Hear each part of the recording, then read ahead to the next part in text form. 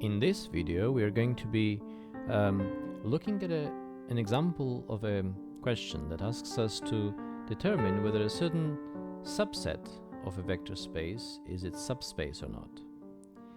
The vector space we're going to be working with is the vector space of all continuous functions defined on an infinite real line. The usual notation for this vector space is C minus infinity positive infinity. So this is the set of all continuous functions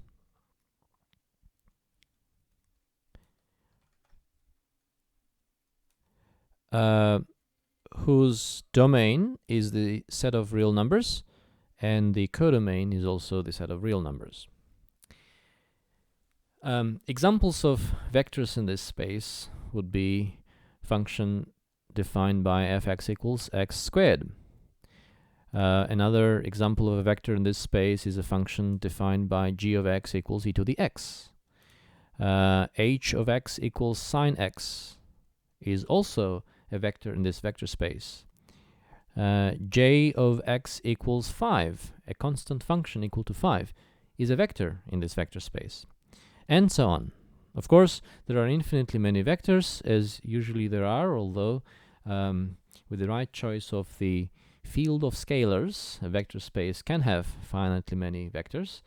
And with any field of scalars, the zero vector space, where there is only zero vector, is of course a finite one.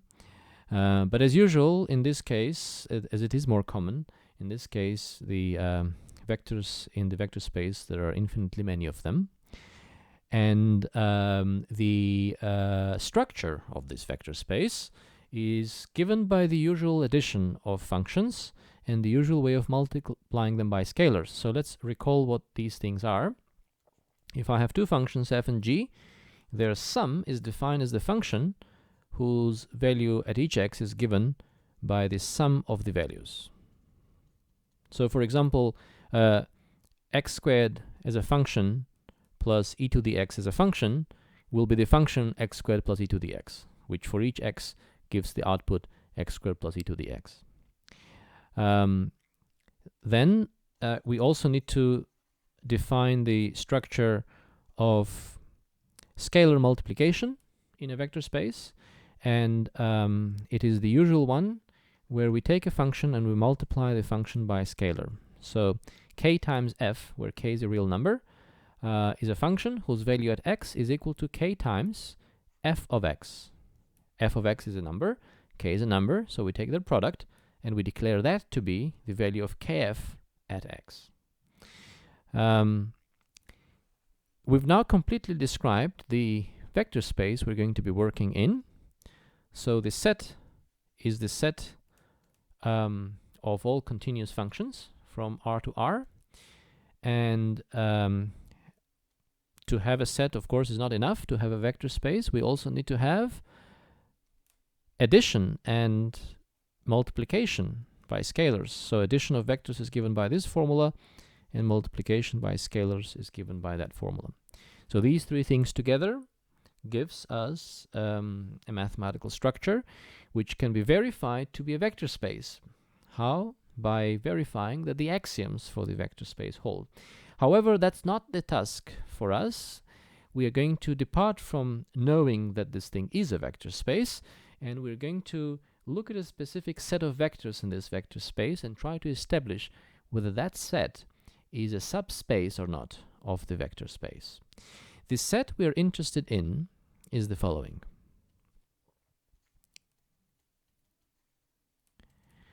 Consider this set, let's call this set S, to be the set of all the f's inside our space. So all the continuous functions, but not all of them, those that satisfy a certain requirement.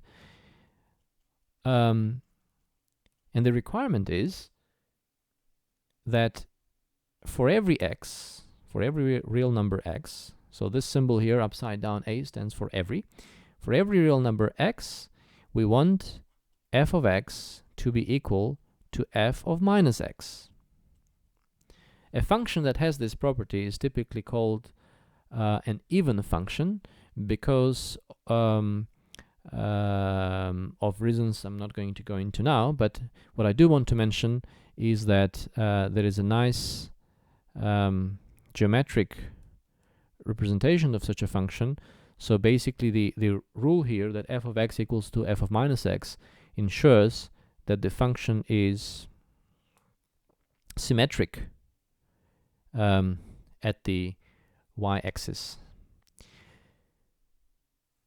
The terminology of even could come from the fact that if I take an even power of x, it gives a picture like this, but with the odd powers, the function does not have that property. So that could be the reason why the function of this kind is called even.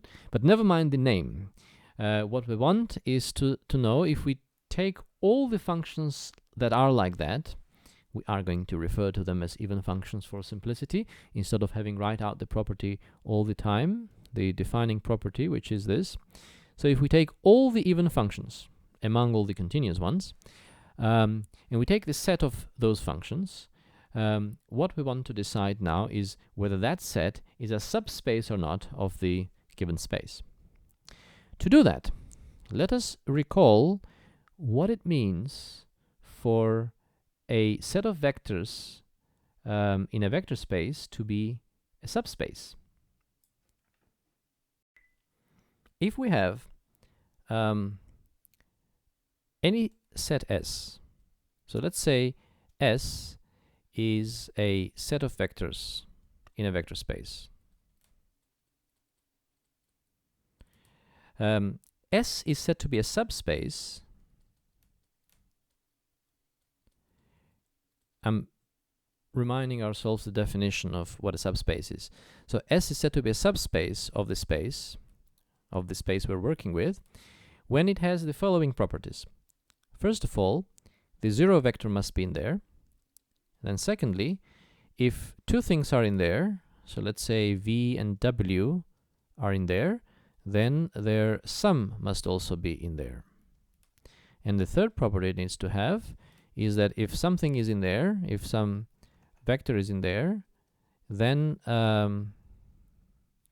must actually be writing this a bit more elegantly, not mixing the formulas and the words.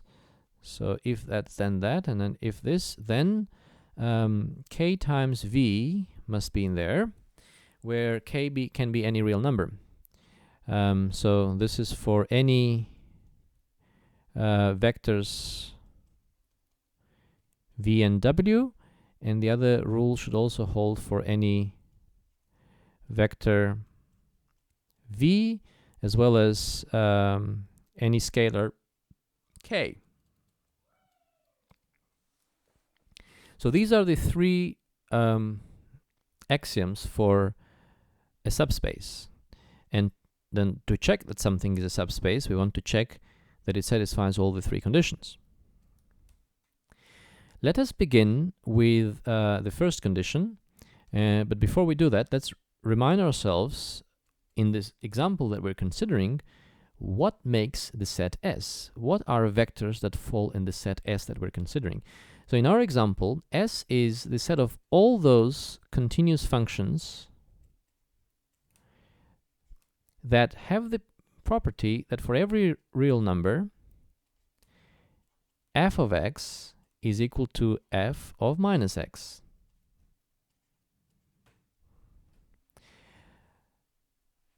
And the question we are confronted with when we want to check whether the first property holds or not is whether the zero function, because that's what a zero vector is in this vector space, the zero function, whether the zero function falls in this set or not. Well, clearly zero function is continuous over the whole real line. And just for clarity, what do I mean by a zero function? That's the function that at each x real number gives the value real number 0. So this function is continuous, so it does fall in the vector space, otherwise it wouldn't be the 0 vector of the vector space. What we want now is that it also falls in the subset S. And remember, S has those f's that are even functions that satisfy this rule. So what we want to do now is to check whether the rule number 1 holds, sorry, the other way around, whether the rule that defines an even function, in other words, this property, whether this property holds for the 0 function. Okay, so in the case when f is the 0 function, we want this property to hold. What does that mean? That means that we want 0 evaluated at x to be equal to 0 evaluated at minus x for all real numbers x. Is this true? Well, of course it is true, because 0 evaluated at any real number, the function 0 is equal to 0, and so also it is equal to 0 when we have minus x in the place of x. And by the chain of equalities here, we get what we want. This shows that the property 1, the axiom 1, the rule 1, whichever name you like to use for it, holds for the specific S that we're working with. Now, let us look at the second axiom. In the second axiom, what we want is the following. Given f and g that are in S already, we want to see whether that implies or not that their sum is also in G. And that should happen for any two f and g that do happen to be in S. Now, being in S means this rule, right, for every value of x. And so this is true for f, and also it is true for g. And this, we want to check whether this implies or not that the same rule will work for f plus g. But as a function, what is f plus g? Well, we don't care what it is at this point. What we care is what is the property the function needs to have. And the property f plus g function needs to have is that its value at x must be the same as its value at minus x for every x. So just to reiterate that, the requirement that f and g are in S, that spells out in this specific S we're working with that f of x is f minus x for every x, and that g of x is g minus x for every x. And the second rule, the second law for a subspace states that when f and g are in S, f plus g also needs to be in S. And for something to be in S, it means that that law should hold with the x and minus x. So knowing that f and g satisfy these green equalities, we want to conclude that f plus g also satisfies the green equality for, now it's the blue equality, for all the values of x. Okay, how do we do that? Well, these are our assumptions. It is under these assumptions that we need to conclude the equality in the blue square. So because these are assumptions, we can make use of them, but before we make use of them, we want to do some computations on the right-hand side. We want to arrive from the left-hand side of the equality to the right-hand side of the equality in the blue box. So let's start computing. F plus g of x is equal to, by the definition of addition of functions, it is equal to f of x plus g of x. Now, according to our assumptions, f of x is always equal to f of minus x, and g of x is always equal to g of minus x. So we can replace the f of x here with f of minus x, and we can replace the g of x there with the g of minus x. And then we can use the definition of addition of functions once again to say that f of minus x plus g of minus x is the same as f plus g of minus x. That's how functions are being added, right? And so in the end, we do get that the left-hand side is equal to the right-hand side. So we checked that the second law also holds. If we have two functions inside the set S of even continuous functions, then their sum will also be an even continuous function. And perhaps geometrically it's not too surprising, because an even continuous function is something that looks symmetric, and if I have two things that look symmetric and I add them, their sum, which will shift the graphs like somewhat like this, but this is not a function of anymore. It cannot wiggle like that, maybe something like that. So if this is f and this is g, their sum will also look symmetric around the y-axis. Here is a geometric intuition as to why the second law should hold for the S we're considering. This leaves us to prove the third law, according to which we need to have, every time that f is in S, we need to have some k times f to be in S, and it needs to hold for all k. For all scalars k. So f being in S, let's analyze that. What does that mean? That means that f of x is equal to f of minus x, right? Okay. So under this assumption, we want something to happen. What do we want to happen? We want this thing to happen. We want k times f to be in S. But what would it take for k times f to be in S? Well, it needs to be an even function. That's what the S is, the set of all even continuous functions. And so then k times f should satisfy the same equality, that evaluated at x, it should give the same value as k times f evaluated at minus x. And let's see if it does. And just like before, in order to check whether the equality on the right-hand side is true, we will be allowed to make use of this assumption, because it is only under the assumption that f is in S that k times f needs to be in S. K times f doesn't have to be in S for all the f's, only those f's which fall in S in the first place.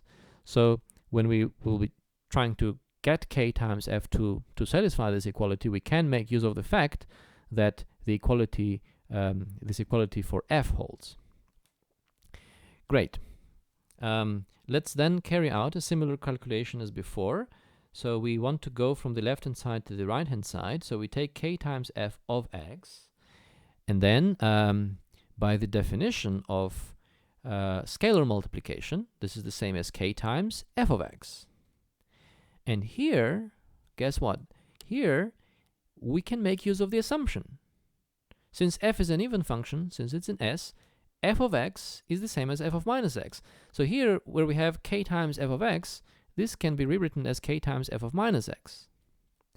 And now, going reverse into the definition of scalar multiplication, this is the same thing as k times f of minus x. Okay?